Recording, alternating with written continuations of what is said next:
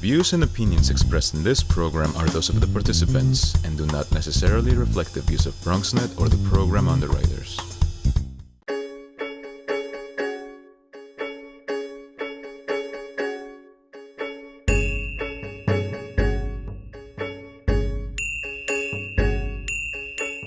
Hi, I'm Dr Despina Afentouli, and this is Modern Odyssey on BronxNet and beyond. Today we're going to talk about stress, anxiety, and pandemic or post-pandemic reality. Since the outbreak of the COVID-19 pandemic, a unique lifestyle situation has been experienced, an almost universal lockdown. Most schools and universities around the world switched to online learning, while teleworking gained ground as a form of labor. Attempts to control the spread of the coronavirus pandemic raised concerns over mental health. People may have felt not only overwhelmed due to this situation, but also stressful and anxious on how they should deal with it. Sometimes they might also feel uncertain about returning to work or school. Our guest today is the Greek-American professor of pediatrics and endocrinology emeritus at the National and Kapodistrian University of Athens School of Medicine in Greece, Professor George Chrousos. Professor Chrousos also serves as the director of University Research Institute of Maternal and Child Health and Precision Medicine. He currently holds the UNESCO Chair on Adolescent Healthcare. He has written more than 900 original scientific papers. According to the Institute for Scientific Information, Professor Chrousos is the highest cited clinical pediatrician or endocrinologist in the world.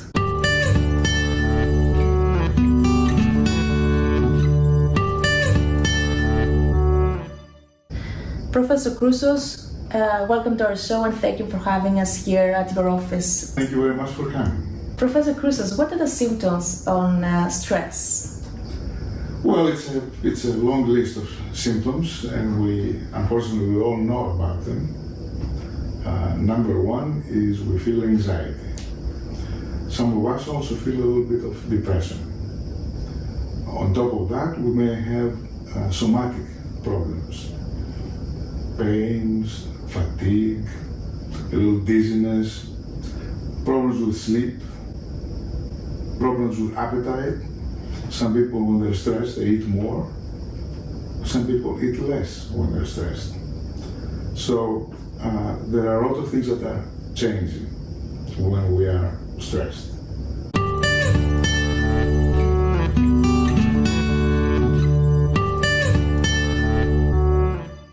Sometimes stress and anxiety are used interchangeably. Yeah, that's a mistake. Stress is whenever you have a disturbance in your balance. Anxiety is when you feel something about this disturbance. In other words, stress is normal, it's physiological. We are all stressed at times, but not all of us have anxiety. So anxiety is actually a pathological manifestation, whereas stress is normal.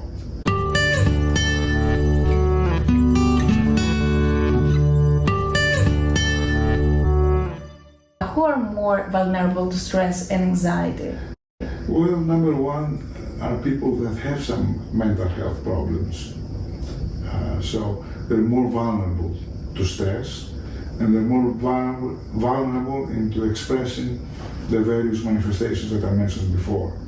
Now, people who are more vulnerable to stress are either more vulnerable because of genetic reasons or because of developmental or epigenetic or environmental reasons. So some of us are born more wired up. What about children? Same thing. An anxious child is quite possible will be an anxious adult. So you can see changes in the way we respond to stress very early, from birth. Is there a difference that children experience anxiety or stress in relation to the adults? Well, children have different manifestations, more or less. For example, they may cry a lot, they may be cranky, or they may be unable to sleep, or they wake up many times during the night. Children cannot really express their feelings. As you know, the younger they are, the more difficult it is. So they express it by manifestations that are more primitive. So they cannot express them in a way to deal with them. Right. So there it's very important the adult that takes care of the child. That's why we need good mothers, good caretakers that are tender and attentive and so forth. At least the first 5 years, as psychologists say, right? Right, at least in the first 5 years. They're crucial. For the development of the personality. Absolutely, yes. Of the children. That's because the brain develops during these first 5 years. There are rapid changes in the wiring of the brain, in the way the neurons are connected one to the other, the circuits of the brain. That's when they're first formed. That's why those years are so critical. So these years might define their future, right? Exactly.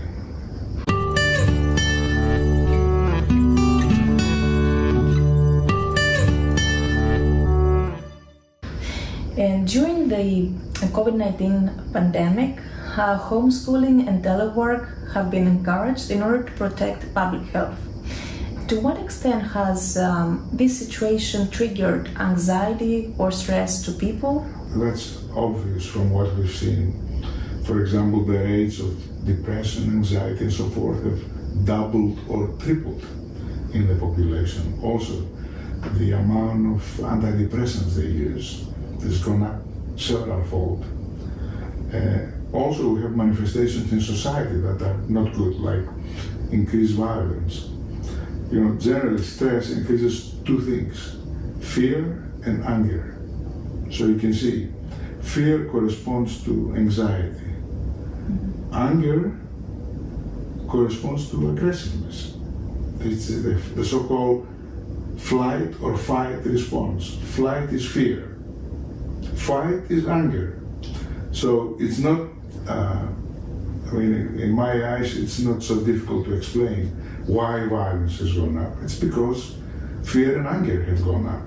That's because people are stressed. Because during this time, during the COVID-19 pandemic, there were many cases of domestic violence reported. Exactly. People are stressed, they're staying home, they see the same people every day, they've lost their routine, their daily habits, they don't sleep well, they don't eat well, they don't exercise, which is very important, and the end result is to have very stressed people who express anxiety, anger, and all the other manifestations. And what is the impact on children living in this kind of environment during these times? Well, they're particularly vulnerable, the children. Children basically reflect the situation of the adults in their home. So if the parents are stressed, that stress passes on to the children. How do children respond? Well, they respond with fear and anger. They respond with disturbances in feeding, disturbances in sleeping, disturbances in the regularity of daily habits. You know, humans are, they have a circadian rhythm. That means they have a 24-hour rhythm. And it's good to wake up similar hours, eat breakfast at the same time, and so forth. Go to work or go to school.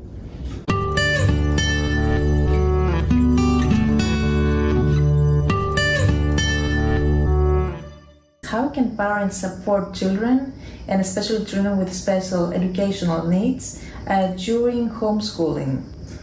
It's not easy.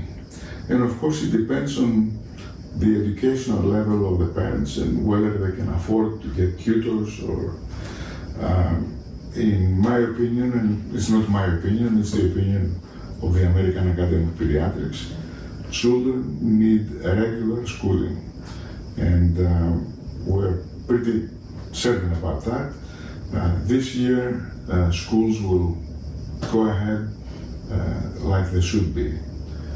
Children should go to school, should socialize with peers, should learn, should move, play. We need to go back to normal.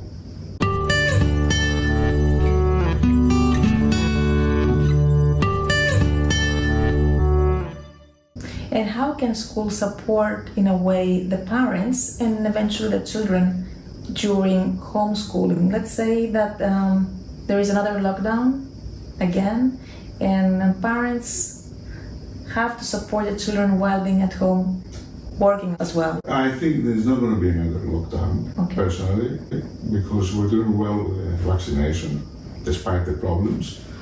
And for a while, children will go to school with masks until they're immunized, and school will go ahead regularly. That was enough. There was enough damage, because during the year, last year, for example, when there was homeschooling, maybe children did not lose educationally, but certainly they lost socially. They didn't play with their peers. They didn't go out, they gained weight, they lost muscle mass, they lost their regular schedule of the day. So that's not good. We need to go back to normal as soon as possible. And also it has been reported that obesity is related to stress, right?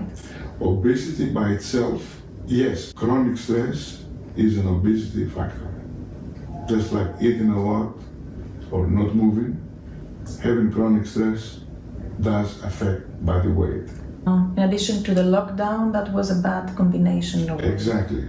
Stress hormones, when they're constantly elevated, like they are in chronic stress, they cause damage to the body.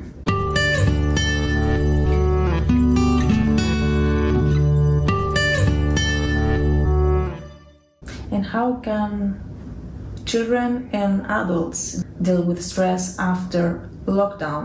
They should go back to the normal. They should go out and play, they should run, they should move, they should have a regular sleep schedule, a regular eating schedule. Normal life. Is there a specific diet that you would recommend to people to keep themselves healthy? Well, Mediterranean diet is the healthiest diet that we know of. So people should eat vegetables, fruits, not a lot of red meat, not a lot of fat, not a lot of sugar. Sugar is also... Sugar is bad, yeah. And as doctors say, it's related to cancer, right? Cancer, obesity, heart disease, metabolic syndrome, metabolic problems, high cholesterol. And diabetes? Diabetes, yes.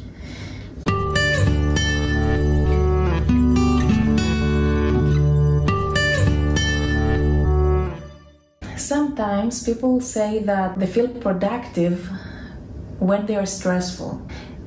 Yes, I can understand that. I ascribe to this as well. So is there a good stress? There is good stress. Stress that you can handle well, you can manage, and you see it as a challenge is good for you. You gain from it. That's eustress, good stress. So how do you understand that this is a good stress? Oh, you know. If you're in bad stress, you know it. You feel dysphoric. Whereas when you're in a good stress, you feel euphoric. So you can feel it. Toxic stress is when you cannot deal with anything, right? Exactly. In a way. Yeah, this stress is toxic. Eustress is good.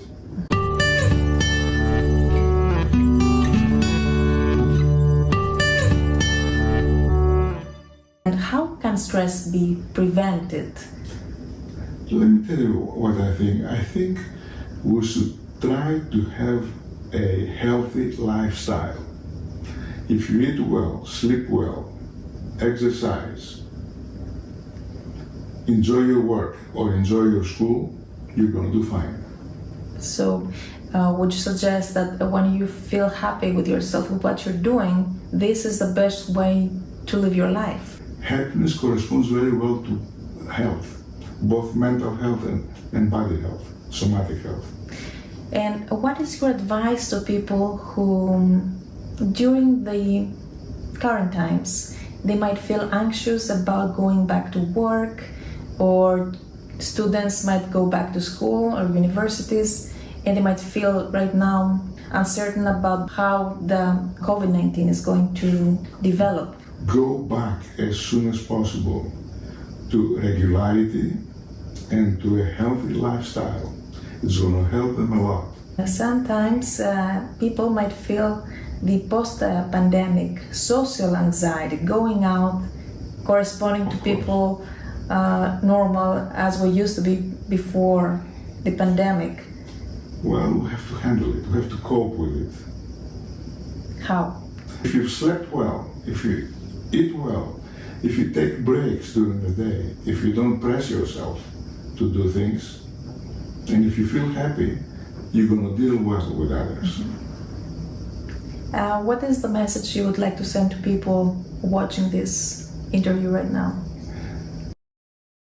Get immunized against COVID-19 and go back to normal as soon as possible. And what about children? Children 12 and above can be immunized, being sure that there are no side effects and no special problems. The vaccines that are available for children are both effective and safe. They should get it done.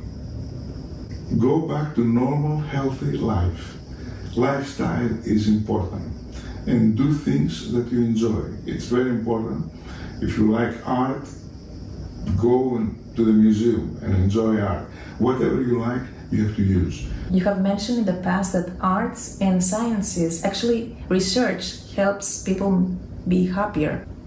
Yeah, because it's challenging and because it has meaning for the person who is doing it. The happiest people are artists and scientists. It's not me that I say that. Bertrand Russell, the famous philosopher, had first suggested it. Because it's more creative. Exactly. Right? Learn new things. Learning is very important. People feel happy when they manage to learn new stuff or to be able to develop new skills. So enjoy science, enjoy art. Thank you very much, Professor Chrousos. Thank you very much for coming.